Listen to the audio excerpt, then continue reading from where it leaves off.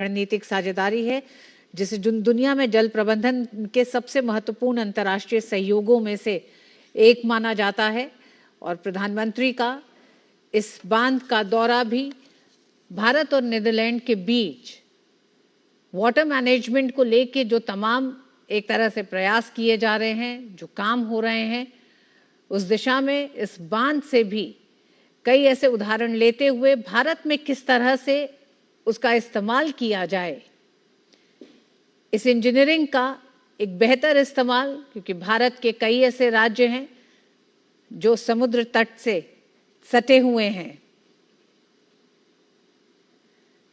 Netherlands का एक बड़ा हिस्सा समुद्र तल से नीचे है। ये बांध 1932 में पूरा हुआ था और तब से ये डच तटों को तूफानी लहरों और विनाशकारी बाढ़ से सुरक्षित ढाल प्रदान कर रहा है।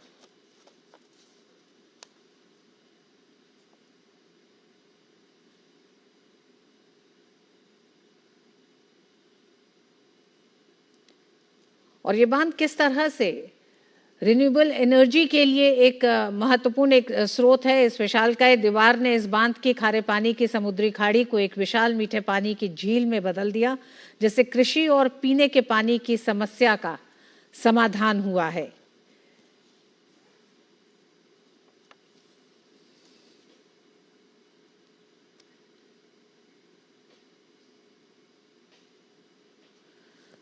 और इस बांध को दौरा करते हुए भी प्रधानमंत्री जिस तरह से उसके पूरे उसकी बनावट से लेकर उससे होने वाले किस तरह का फायदा नीदरलैंड को इस पूरे बांध से मिलता है। इस बांध के ऊपर से एक आधुनिक एक्सप्रेसवे गुजरता है जो नीदरलैंड के उत्तरी प्रांतों को आपस में जोड़ता है।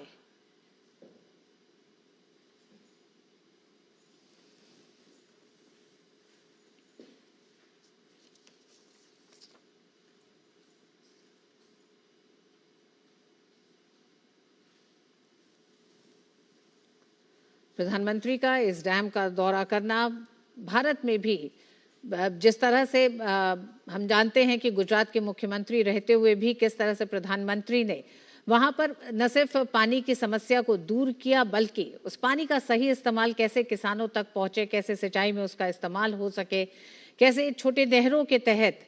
और हम जानते हैं कि एक बड़ी बहस दुनिया में बड़े बांधों को लेकर लगातार चलती रही है, तो उस दिशा में इस बांध को एक तरह से एक मास्टरपीस के तौर पर देखा जाता है। इसकी पूरी इंजीनियरिंग की पूरी दुनिया में चर्चा होती है। भारत के भविष्य के इंफ्रास्ट्रक्चर, जल सुरक्षा, क्लाइमेट मैनेजमेंट को देखते हुए भी प्रधानमंत्री का इस डैम का दौरा करना महत्वपूर्ण है।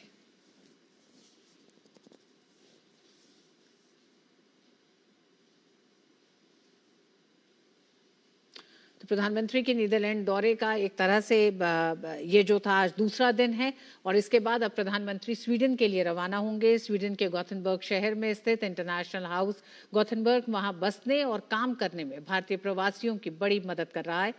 ये संस्थान बीते कई सालों से भारतीय प्रवासियों के लिए एक मजबूत ढाल और मार्गदर्शक बना हुआ है। इंटरनेशनल हाउस गोथेनबर्ग में कार्यरत बिजनेस डेवलपर शिवा ने डीडी न्यूज से बातचीत की और बताया कि कैसे ये संस्थान